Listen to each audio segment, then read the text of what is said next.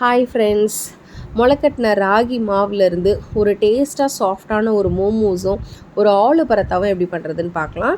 முளைக்கட்டின ராகி மாவு எப்படி ரெடி பண்ணணும்னு உங்களுக்கு ஏற்கனவே ஒரு வீடியோ போட்டிருக்கேன். அதோட லிங்க் டிஸ்கிரிப்ஷன் பாக்ஸில் போடுறேன். இதுக்கு ஒரு கப்பு ராகி மாவுக்கு ஒரு கப் கோதுமை மாவு சேர்த்து கொஞ்சம் உப்பு தண்ணி விட்டு கொஞ்சம் டஃப்பாக மாவு பிசைஞ்சு வச்சுக்கோங்க.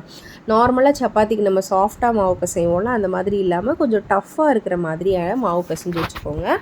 அது டஃப்பாக இருந்துச்சு அப்படின்னா தான் உங்களுக்கு பிய்யாமல் வரும்.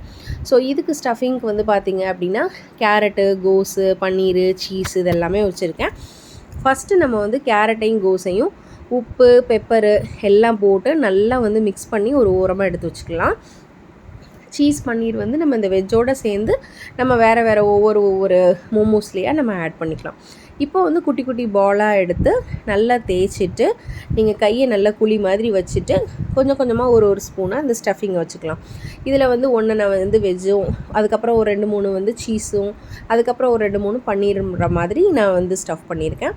இது நல்லா அழகாக உருண்டையாக இது பண்ணி இதை நம்ம ஸ்டீம் பண்ணி தான் எடுக்க போகிறோம்.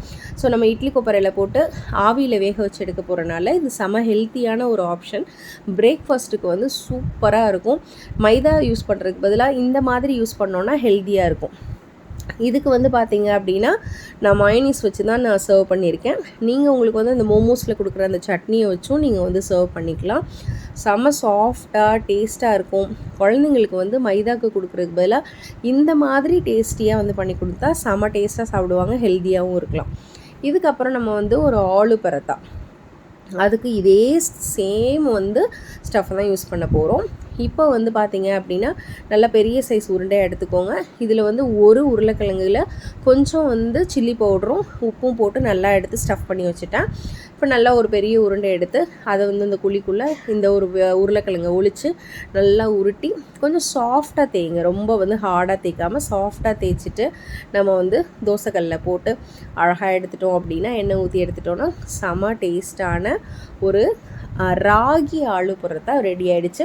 இதை நான் கொஞ்சம் தயிர் வச்சு சர்வ் பண்ணியிருக்கேன். நீங்களும் வீட்டில் ட்ரை பண்ணி பார்த்துட்டு எப்படி இருக்குன்னு கமெண்ட் பண்ணுங்கள். இந்த வீடியோ பிடிச்சிருந்தா லைக் பண்ணி, ஷேர் பண்ணி, சப்ஸ்கிரைப் பண்ணுங்கள். பாய்.